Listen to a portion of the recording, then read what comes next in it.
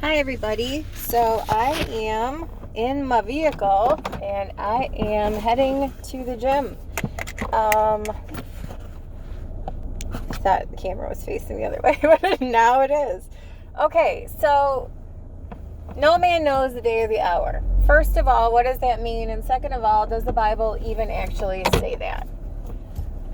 No, the Bible does not actually say no man knows the day or the hour. I believe that view was popularized for a couple of reasons. First of all, with the feast day, second coming, feast of trumpets, rapture community, trying to idiomize that statement that the Bible doesn't actually say and link it to the Feast of Trumpets, trying to pinpoint a specific day for the rapture.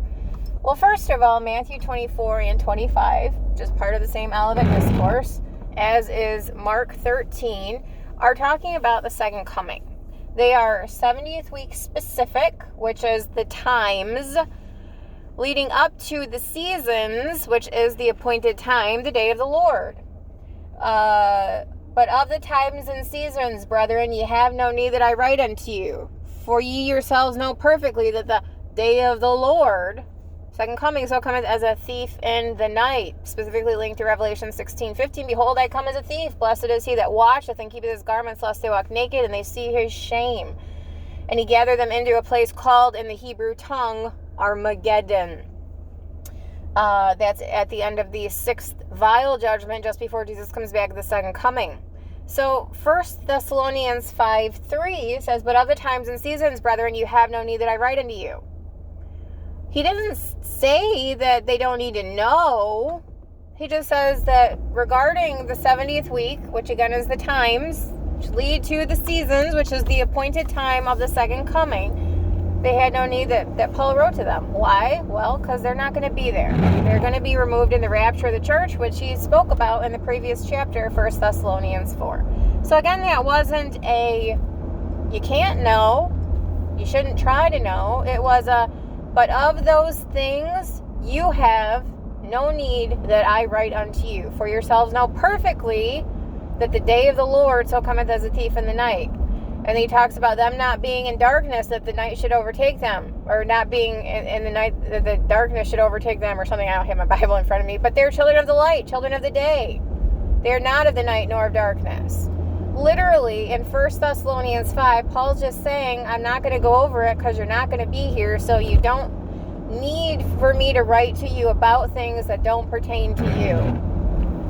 So there's one of the verses. The big one is in Matthew 24:36. But what's Matthew 24:35 talking about?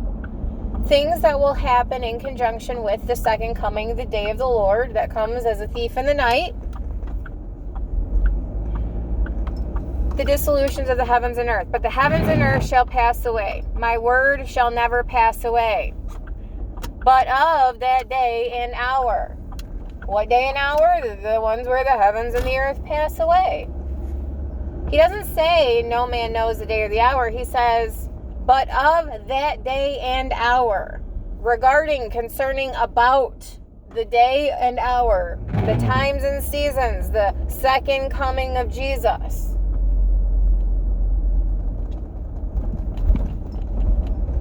Of that day and hour no man knoweth. Concerning, about, regarding the events of the second coming, knoweth no man. No, not the angels of heaven, but my Father only. What does that word know mean? It means to have seen or perceived, hence to know, specifically with sight. In saying what he is saying, what Jesus is saying in Matthew 24:36. He's not saying that you can't know like date and time on a calendar day. He is saying that there is no visual reference point for the events that will include the passing away of the heavens and the earth. The heavens and earth shall pass away, but my words shall not pass away, but of that day and hour knoweth no man. The day where the heavens and the earth pass away. Never happened before. At least not with fire. In 2 Peter, we learn that they are willfully ignorant, that the earth standing out of the water and in the water, which was by the water, perished. But he's not going to destroy the world with water again. He's going to destroy it with fire. Has that ever happened before? Is there a visual reference point that a man or an angel could have? Visual reference point. No. Man in his humanity with a limited lifespan, there's no reference point. And angels, even with an immortal, not infinite because they were created, but they're eternal spiritual beings.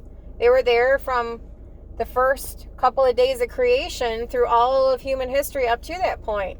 They've never seen anything like that either, so they don't have a reference point. The Bible does not ever say no man knows the day or the hour. What it does say is concerning the events of the second coming, there is no visual reference point which exists for mortals or immortals except for God, who is outside of space and time and created it all, who has foresight into everything which will happen and knows exactly what the day of the second coming is going to look like. Mark 13:32 says the same thing with the inclusion of the Son, but that's talking about the the pre-resurrected, pre-glorified Christ, who had in his humanity knowledge limited by the Spirit. Now, that's not a problem either for the resurrected, glorified Christ. He obviously has perfect knowledge of everything also. So, what that's talking about is not the Feast of Trumpets. It's not talking about the rapture. And there's nothing in the Bible that ever says that you can't on a calendar day know when the second coming is going to be. The third, or what it does say, is that there's no visual reference point and or other sensory reference point for events which have never happened, because Jesus has never come in glory. He has never dissolved the earth and the works therein with fire. He's never burned it up. There's not been heaven open and an army clothed an army followed him, clothed in fine linen, white and clean, on horses. Never been that following him. So you have to look at the events of the second coming as a whole and say, okay, have these corporately or collectively ever happened before, to where there's any kind of reference point for anyone outside the beings, the perfect beings who have foreknowledge? No, they haven't. And that's what that's talking about. Again, you can't just isolate one verse and say, this is what that means. You have to look at the context of the passage. And all you really need to do is look at Matthew 24:35, and that gives you complete context for Matthew 24:36. And again, I already went through 1 Thessalonians 5. So what about Acts 1? I believe it's verse 7, where his disciples are standing waiting for Jesus to ascend, or maybe they didn't know he was about to. But they asked him, they came to him and said, are you going to bring the kingdom to Israel at this time? What does he say? It's not for you to know the times and the seasons which the Father hath put in his own power. Jesus is absolutely not refusing to answer, and he's absolutely not brushing them off. What he is saying is through that word know. That word know is a different one from Matthew 24. It means to experience firsthand. Jesus was very clearly answering the disciples' question. They said, are you going to bring the kingdom to Israel at this time? And he said, no, and I'm not going to do it in your natural lifetimes. Is exactly what his answer was. It's not for you to know, to experience firsthand the times, 70th week, or seasons, second coming, which the Father hath put in his own power. So what that meant was, look, don't worry about when it's going to happen, because you're not going to be alive for it. So don't stand here looking up into heaven wondering when I'm going to come back. Set about your business and feed my sheep. That's what Jesus was saying. So I would encourage anyone who really has a stumbling block or a sticking point with these verses and say we can't know, we won't know, we shouldn't try to look. Any kind of conjugation of that statement, to really explore what you're basing that upon. That was one of the very first things that I wrestled with. And I was like, well, if those verses don't mean what everyone says that they mean, and there's nothing precluding me or prohibiting or inhibiting me from knowing this, then why can't I find out? And so that's what led me to studying about it, because clearly if you're not intended to know or you can't know, then there's no point in knowing. But the Bible doesn't say that at all. In fact, it does give the information. It very much does give the information about the times and the seasons. Daniel's prophecy is proof positive of that. That gives you a starting point. Revelation matches that starting point, and so does Ezekiel, with the events that will comprise the specific starting point of the 70th week, the confirmation of the covenant. And then clearly, there's a countdown attached to the second coming when that clock starts. 2,520 days later, he's coming back. So it really is fruitless to hold to an argument that you can't know and you shouldn't try to know, when clearly everyone's going to know. Moreover, there is a vial judgment, vial 6, which specifically gathers the kings of the east to the great battle, the great day of, or the great battle of God Almighty.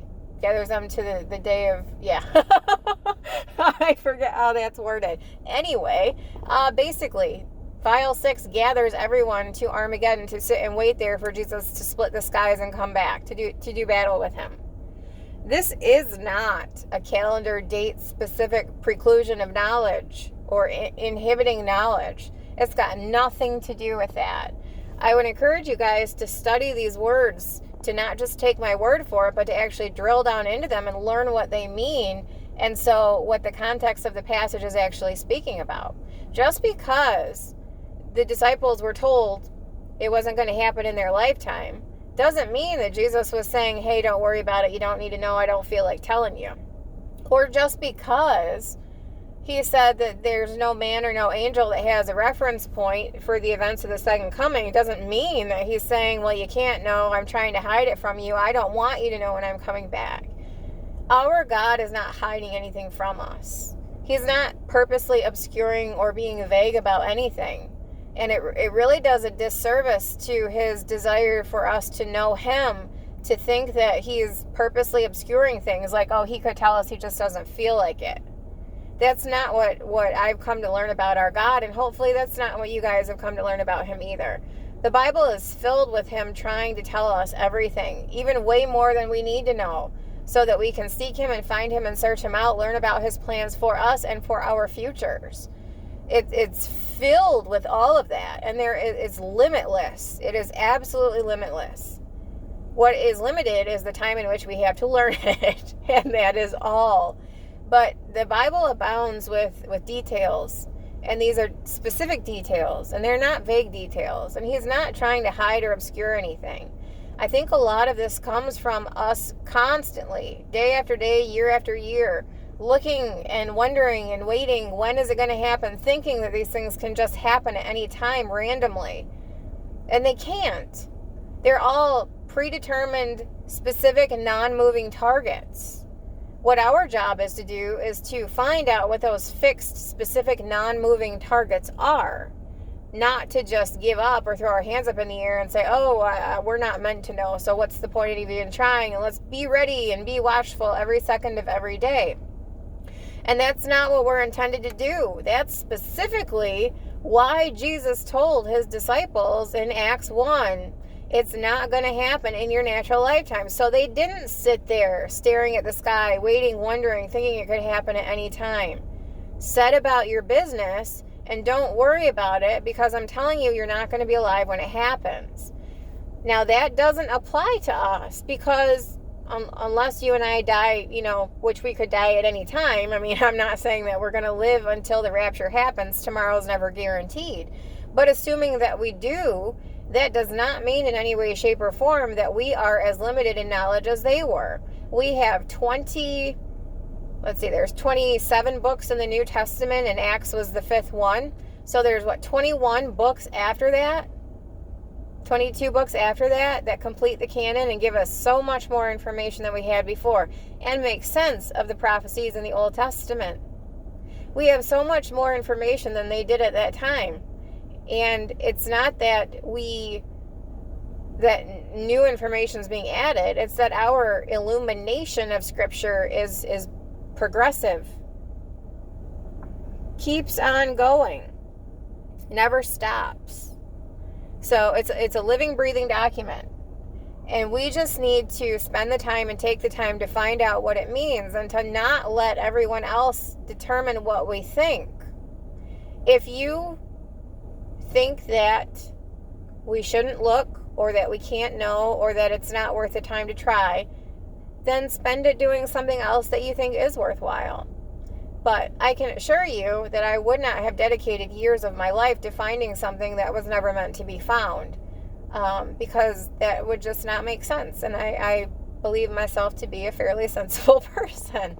So there's a lot of research that can go into this, but I did write about it in several books, because every time I talk about specific days and times and things like that, I always feel like I need to explain these passages, at least to Matthew 24:36, because there's always going to be people who hit that wall and say you shouldn't be looking, or we aren't meant to know, things like that. Well, I assure you we are meant to know, and I assure you the Bible does tell us.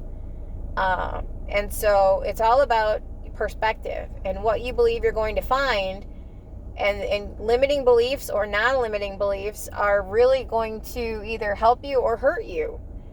The Bible does not say no man knows the day or the hour. What it does say is, of that day and hour knoweth no man. So what does that mean?